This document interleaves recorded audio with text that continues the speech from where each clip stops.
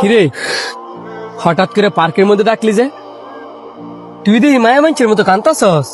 কম কষ্টে কান্দাছি না রে, আমার জীবন এলোমেলো হয়ে গেছে গা।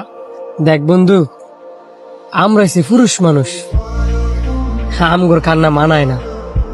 কি সে আমগর কাছে ফিলা খাও। তোরা তো জানোসই আমি বিয়া করেছি 4 বছর হয়ে গেছে গা, কিন্তু এখন অব্দি আমি বাচ্চার মুখ দেখতে পারছি না। আমার বাপ মারও তো বয়স হয়ে গেছে গা, যে কারণে আর আমার তাড়াতাড়ি বিয়ে করাই লাইছে, যাতে নায়নাতির মুখটা দেখা মরতে পারে। ভালো একটা গাইনি ডাক্তার দেহা। অনেক ডাক্তার কবিরাজ দেখাইছি, কোনো লাভ হইতাছে না। তোর কষ্টটা আমরা বুঝি, এখন আল্লাহ পাক যদি না দেয়, 1000 ডাক্তার কবিরাজ দেয় কোনো লাভ নাই। এখন আমার বাপ মারে বোঝাইব কেনা? আমার আত্মীয় স্বজন, প্রতিবেশী, আমার খালারা, ফুপিরা, হেরা কয় আমার বোন নাকি দোষ আছে, সমস্যা আছে। আমার বোন নাকি কোনোদিন বাচ্চা হইতো না, এই কারণে এরা পাগল হয়েছে আমার আরেকটা বিয়ে করানোর লাগিয়া।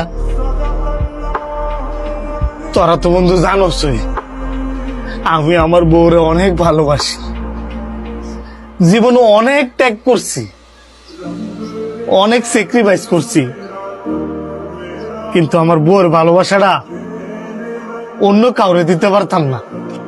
তোর কিছু কথা শুনে অনেক ভালো লাগতেছে।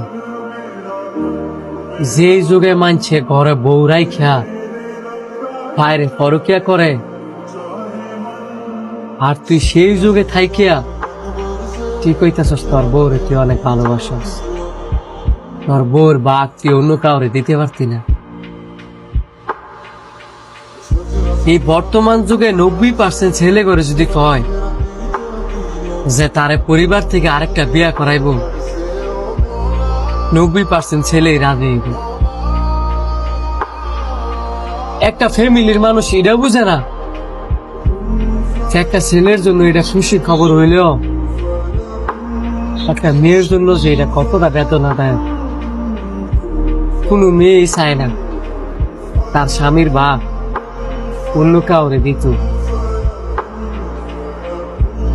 তুই যেও তো আরেকটা বিয়ে করতে চাস না, তোর বাপ মারে তুই এটা বুঝা যে মা, আমি মানলাম আমার